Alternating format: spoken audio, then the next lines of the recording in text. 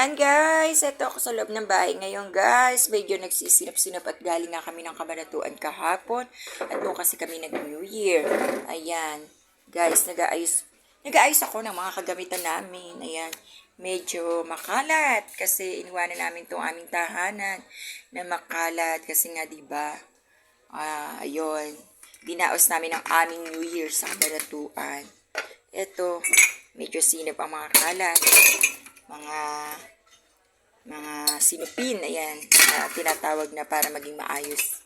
And guys, sobrang kalat ng aking bahay. Ayan yung pinagamitan ko naglaba. Sobrang dami kong nilaban guys. My gosh. Ay nako. Ayan guys. Ito, tambak na naman yung aking urungin. Oh guys. Oh, aking mga hugasin. Ayan. Yun yung aming bakuran guys. Oh. Nakita nyo ba guys? Yan ang amin ng likurang bahay. Ayan. Yan guys, ayun ang kakala namin. Uling ang gamit namin guys. Uling. Yan, uling ang gamit namin guys. Ito yung mga ginagamit ng mga taga-probinsya. Ayan guys. Guys, tingnan nyo, meron kaming isang baboy na native. Ayan. Ayan, native siya. Ayan, guys. Oh. Ayan, guys. Ayan, kumakain siya ng kung ano-ano na lang dyan.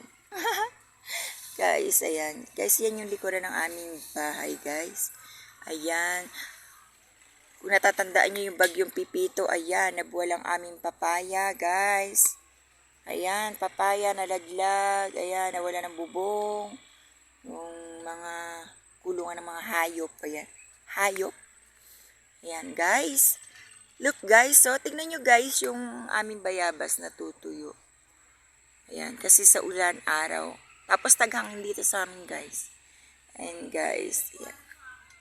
Ayan, guys. Yan ang likuran ng aming bahay, guys. Ayan.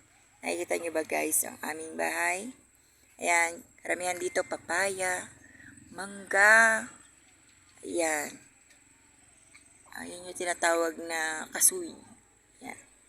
Yan, puro papaya. Karamihan dito sa puno ng aming likuran is saging.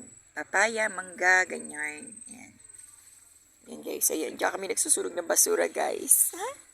Ayan. Meron naman akong natira. Sa marami kong tinanim na kamote, yan lang natira ko guys. Yan.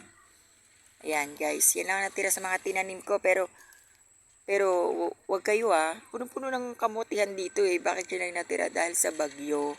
Tingnan na nga po